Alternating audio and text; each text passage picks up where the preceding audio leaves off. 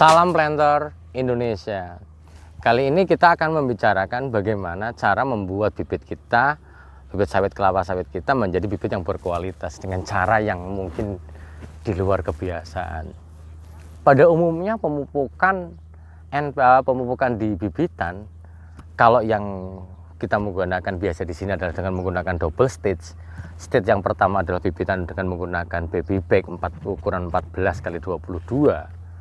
Kemudian setelah 3 bulan atau 4 bulan kita pindahkan ke nursery yang large bag seperti ini dengan ukuran large bag atau polybagnya adalah 40 x 50. Lah, biasanya kita bisa menggunakan sebuah percobaan. Lah, ini The Brondol akan mencoba memberikan sebuah gambaran hasil dari percobaan The Brondol ini. Bisa dicoba para petani Indonesia adalah dengan cara yang umumnya adalah menggunakan NPK.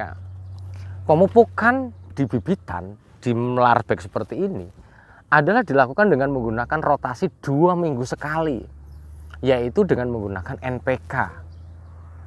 Lah, The Brondol tidak yakin apakah hanya menggunakan NPK. Mesti kan para petani kelapa sawit juga pengen mencoba hal-hal baru.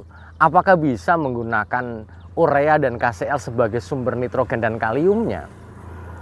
Lah, hasil yang didapatkan The Brondol bahwa penggunaan urea dan KCl dengan kesetaraan unsur yang sama, misalnya jumlah nitrogen dari NPK kemudian dikonversi ke urea, itu hasilnya berbeda. Apalagi NPK-nya adalah menggunakan NPK yang ada trace elemennya, ada TE-nya.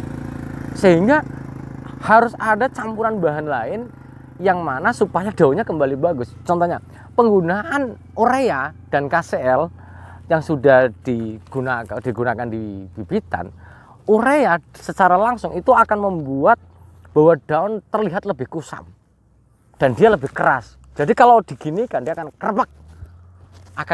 Padahal kekusaman daun dan kekerasan daun ini adalah ciri dari bibit yang kurang bagus di bibit-bibitan. Karena bahwa nanti tidak akan optimal dalam fotosintesis bibit sawit ini ketika ditanam di lapangan.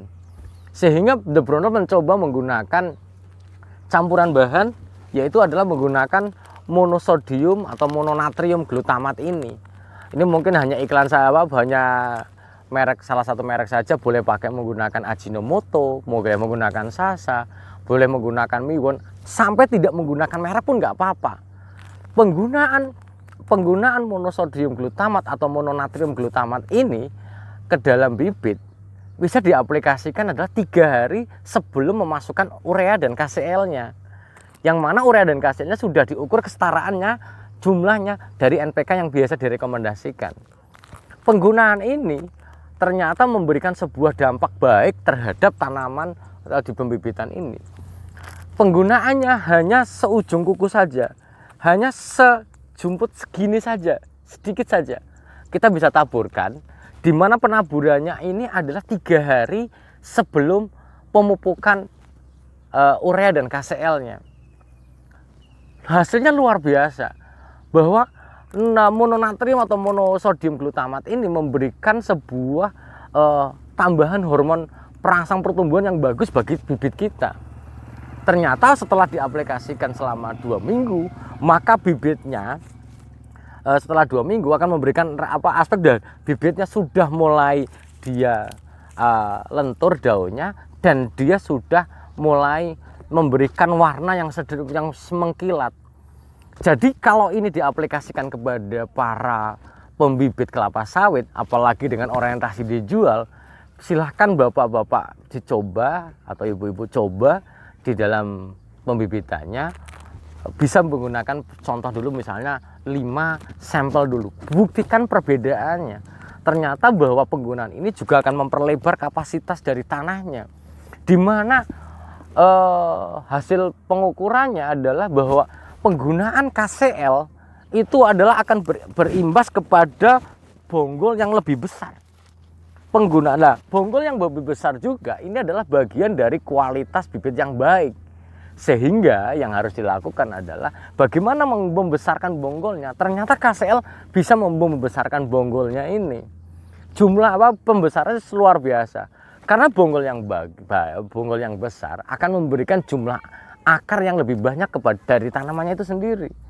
Maka jangan pernah menggunakan bibit kelapa sawit yang bonggolnya kecil-kecil. Yang pernah saya terangkan mungkin di video pembibitan sebelumnya.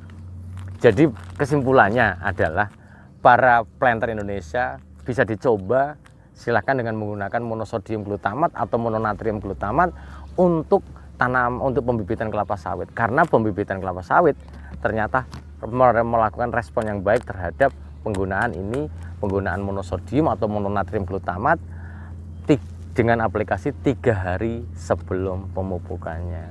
Silahkan mencoba dan mohon saran dan kritiknya akan kami terima. Terima kasih. Salam planter Indonesia. Ini kita akan membicarakan penggunaan dari monosodium glutamat atau mononatrium glutamat alias micin ini. Penggunaan ini ke dalam bibit ini adalah bibit berumur 5 bulan. Misalnya kita mau mengaplikasikan urea dan KCl yang sudah disetarakan tadi berdasarkan NPK-nya, dengan cara kita tabur aja. Ini ditabur merata saja seperti ini. Di sini, di sini. Sedikit aja, hanya segitu aja. Penggunaannya adalah 2 minggu sekali, 3 hari sebelum pemupukan menggunakan KCl dan urea. Nanti efeknya pada umur sekitar 8 bulan, ini udah mulai besar ini. 9 bulan nanti bisa dibuktikan bahwa bonggolnya dengan menggunakan KCl, bonggolnya sangat-sangat besar dan perakarannya kokoh. Kemudian daunnya tidak keras. Nah, ini keras ini, tidak keras. Dan dia berwarna lebih mengkilap daripada biasanya. Sehingga cocok untuk digunakan untuk para pembibit kelapa sawit yang akan digunakan sebagai bahan tanam untuk dijual kembali. Terima kasih.